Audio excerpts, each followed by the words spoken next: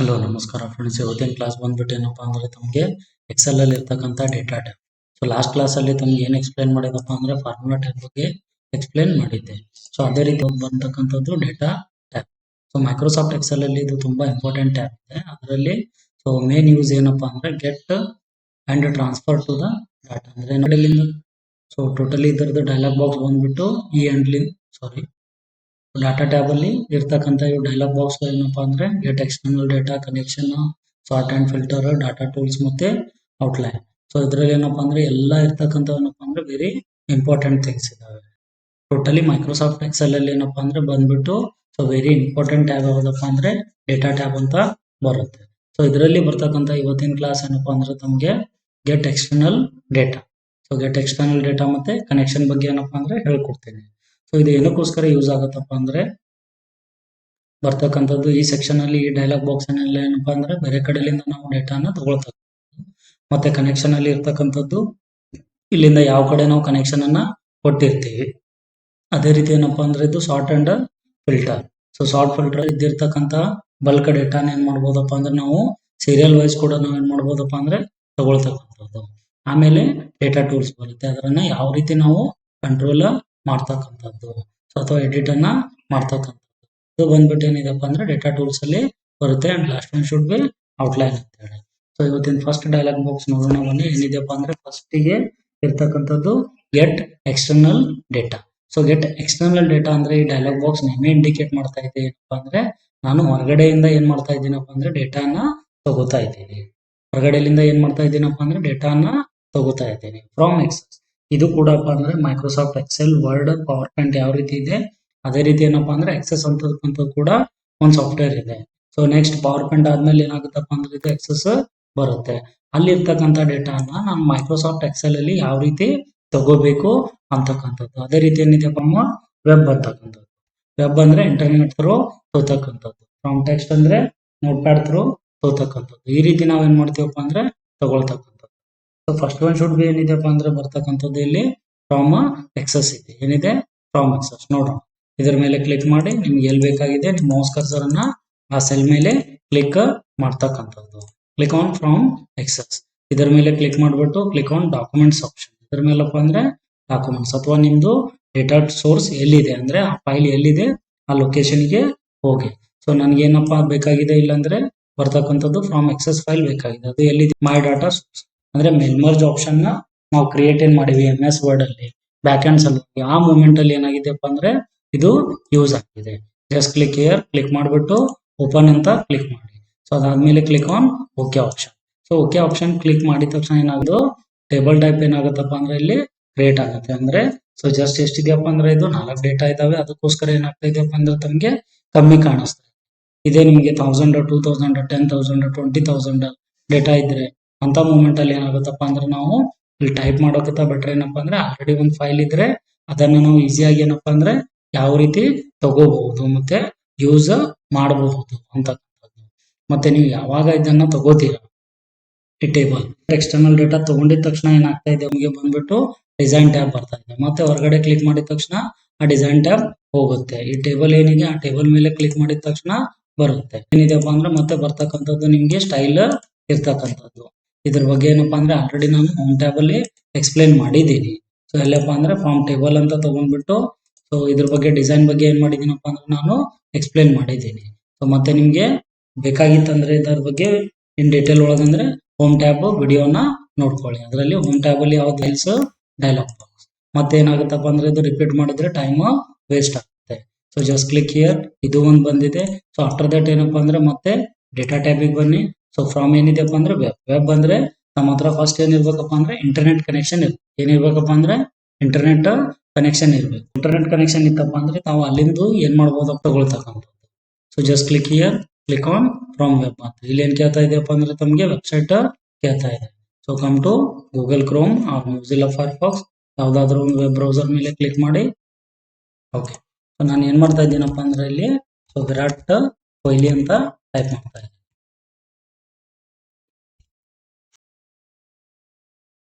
Okay, Wikipedia ಅಂತ ಇದೆ, ಇದ್ರ ಮೇಲೆ ಕ್ಲಿಕ್ ಮಾಡಿ. ಸೊ ಕ್ಲಿಕ್ ಮಾಡಿದ ತಕ್ಷಣ ಅದರ ರಿಲೇಟೆಡ್ ಏನಾಗ್ತದಪ್ಪ ಅಂದ್ರೆ ನಮಗೆ ಡೇಟಾ ಬರುತ್ತೆ. ತಮ್ಮ ಇಂಟರ್ನೆಟ್ ಸ್ಲೋ ಇದ್ರೆ ಸ್ಲೋ ಆಗುತ್ತೆ, ಮತ್ತೆ ಇಂಟರ್ನೆಟ್ ಫಾಸ್ಟ್ ಇದ್ರೆ ಏನಾಗುತ್ತೆ ಫಾಸ್ಟ್ ಆಗಿ ಬರುತ್ತೆ ಆನ್ಸರ್. ಸೊ ಇದನ್ನ ಏನ್ ಮಾಡ್ತೀನಪ್ಪ ಅಂದ್ರೆ ನಾನು ಇಲ್ಲಿ ಕಾಪಿ ಮಾಡ್ಕೊತೀನಿ. ಏನ್ ಮಾಡ್ತೀನಿ, ಈ ವೆಬ್ ಇಲ್ಲಿ ಇರ್ತಕ್ಕಂಥದನ್ನ ಕಾಪಿ ಮಾಡ್ಕೋತೀನಿ. ಓಕೆ, ಜಸ್ಟ್ ಇಲ್ಲಿ ಕ್ಲಿಕ್ ಮಾಡಿಬಿಟ್ಟು ಏನಪ್ಪಾ ಅಂದ್ರೆ ಈ ಸೈಟ್ ಅನ್ನ ಕಾಪಿ ಮಾಡ್ಕೊಳ್ಳಿ. ಸೊ ಕಾಪಿ ಮಾಡ್ಕೊಂಡ್ಬಿಟ್ಟು ಮತ್ತೆ ಎಕ್ಸೆಲ್ಗೆ ಬನ್ನಿ. ಎಕ್ಸೆಲ್ಗೆ ಬಂದ್ಬಿಟ್ಟು ಇಲ್ಲಿ ಬರ್ತಕ್ಕಂಥದ್ದು ಜಸ್ಟ್ ಕ್ಲಿಕ್ ಮಾಡಿಬಿಟ್ಟು ಪೇಸ್ಟ್ ಮಾಡ್ತಕ್ಕಂಥದ್ದು. ಜಸ್ಟ್ ಇದ್ರ ಮೇಲೆ ಕ್ಲಿಕ್ ಮಾಡಿಬಿಟ್ಟು ಪೇಸ್ಟ್ ಮಾಡಿ.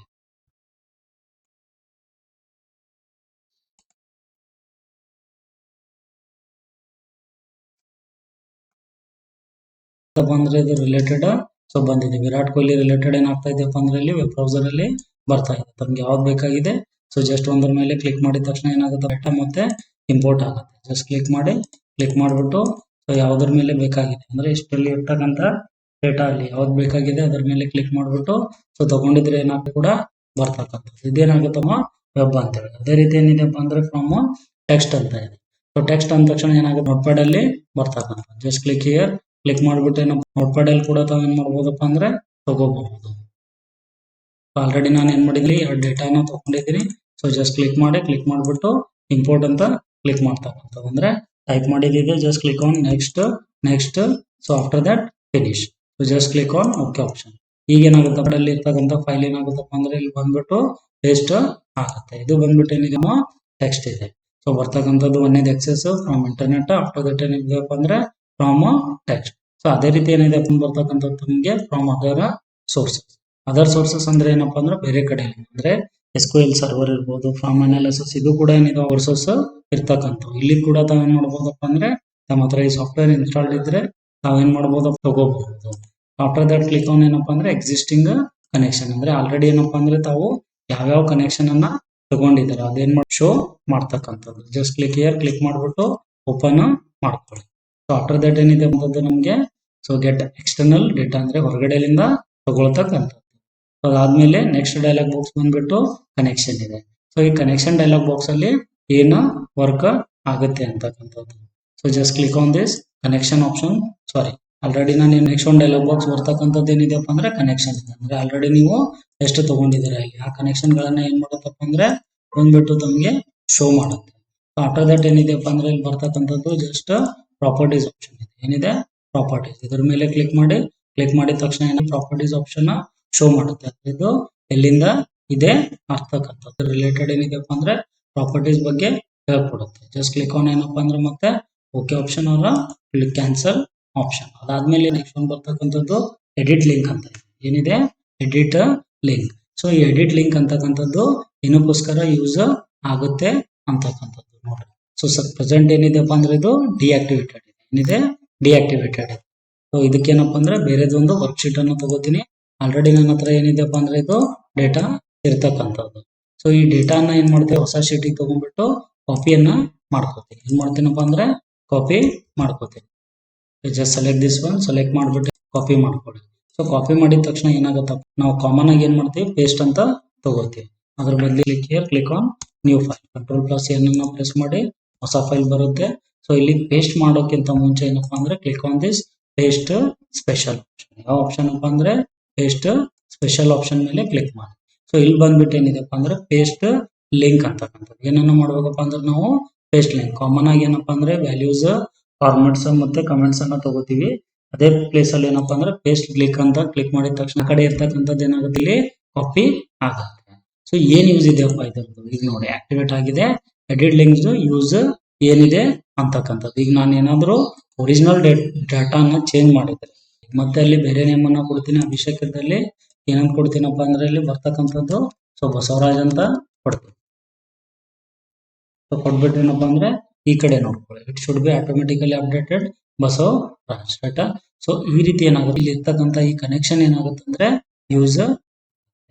ಸೊ ಇದು ಬಂದ್ಬಿಟ್ಟು ಏನಪ್ಪಾ ಅಂದ್ರೆ ತಮಗೆ ಇವತ್ತಿನ ಕ್ಲಾಸ್ ಅಲ್ಲಿ ಎರಡು ಡೈಲಾಗ್ ಬಾಕ್ಸ್, ಒಂದೇನಿದೆಪ್ಪ ಅಂದ್ರೆ get external data and next one should B connection. So next class ಅಲ್ಲಿ ಏನಪ್ಪಾ ಅಂದ್ರೆ ತಮಗೆ sort and filter, after that data tools. These are the very important data.